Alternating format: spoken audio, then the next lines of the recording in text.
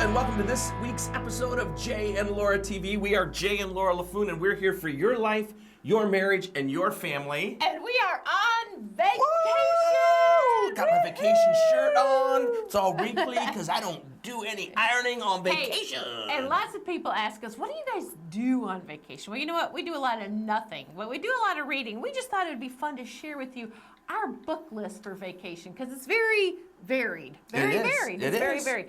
One book that we are reading is called Sacred Pathways by Gary Thomas. It's about the Desert Fathers and about faith. It's a very interesting book. And then I'm reading. Can I tell them what I'm reading? Sure. I am reading Covenant of War, okay? It is a novel, and gentlemen, if you like to read, you need to get Day of War and Covenant of War, because they're about David and his mighty fighting men back in the Old Testament. It's graphic, it's realistic, it's historical, it's biblical, and it is for men. And actually, it is for men, but I really enjoyed it as well. So it's a great series. I'm also reading a book called Diabesity, the Blood Sugar Solution, all about health and eating. That's always fun to read. And what's the other fun one that you're reading? I've been hearing all about diabesity and how we don't eat right. Drink more water.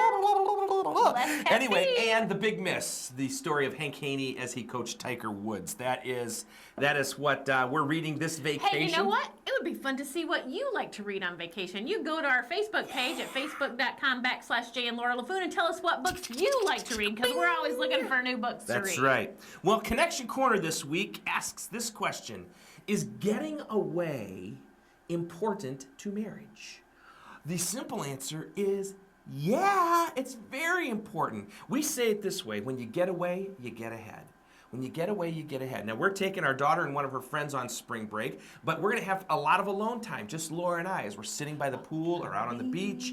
And the bottom line is this: when you get away together, you reconnect in a way that maybe you haven't in a while. You kind of cement that relationship. It's one of the reasons we put on our destination events, which are coming up, not just a little commercial, but Grove Park Inn, Asheville, North Carolina in April, and Grand Hotel in May. Great opportunities to get away and get ahead. Because when you get away, you and your spouse have a way to really reignite hope in your marriage, reignite that commitment to each other in order But you don't have to just get away for like a whole weekend. You could get away for an hour on a walk too. Sure. But that's very important to your marriage as well. You bet, so it's not get just away get away and get ahead. There you go.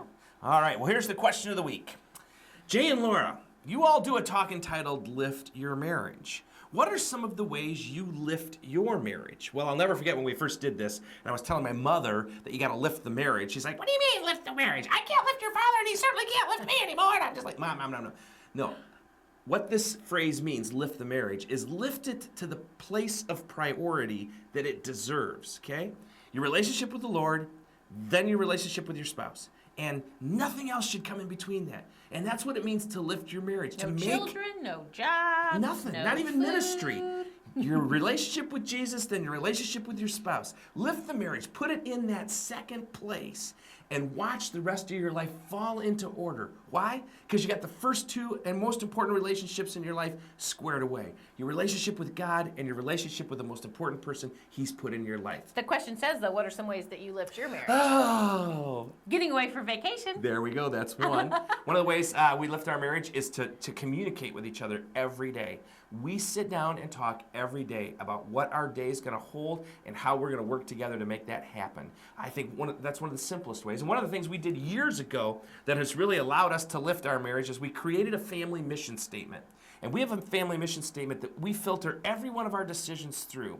If you're interested in that, you can check out our book, Make Love Every Day. We devoted an entire chapter on helping you create your family mission statement. You can find that on our website at jayandlaura.com in the store. So here we go, marriage in the news. And talking with our friend today, we were talking with Peter Brooks today of Family Life Radio here in Midland, Michigan. And he was talking about a study done by the Center for Disease Control about marriages and cohabitation, what makes a great marriage. And here's the question that they were trying to answer. What makes marriages last more than 20 years? And here are the three factors that make marriage last more than 3 years. A college education, a faith, and did not cohabitate before marriage. And you know, as we were reflecting on that, Jay had a very good point about, I was like, college education, what does that have to do with making your marriage last 20 years? Tell them what you said. I thought Well, it my was great. father, when I was in college, he was insistent on me finishing. And he said, I know you don't like academics. I know you're a free-thinking, creative kind of guy, and sitting in a classroom isn't your style. He said, but you have to complete your degree because it proves to yourself and it proves to the world that you can accomplish a goal. And really, That you can finish. you can finish that degree and accomplish something in your life. And I think that's one of the things that happens, you know, when you're going through college and you're working hard and it's not something you always like, but you come up against it day after day and you finish it. Same thing can be true for marriage, is that it's not always easy. It's a lot of hard work. But that college education kind of prepares you for some of what you got Well, in and marriage. as we looked at these other two factors that make a marriage last more than 20 years, faith being one of those, that one to me makes perfect sense. Because you know what? When you have a faith and you've made a commitment to something higher than yourself, for Jay and I, that's the person of Jesus Christ, you realize that it's more than just about me. And marriage is so much more than just about me. And it is about making about honoring that Christ. commitment Right. and making that commitment. And then obviously not cohabitating before marriage. Again, when couples cohabitate, there's no commitment level there. It's a, you know what, I can walk out the door anytime I want because I'm really not that committed to this relationship. But when you take it to that step of saying, you know what, I'm saying I do for better or for worse, for richer or poor, in sickness and in health, till death do us part, that's commitment. And so it was really an interesting study.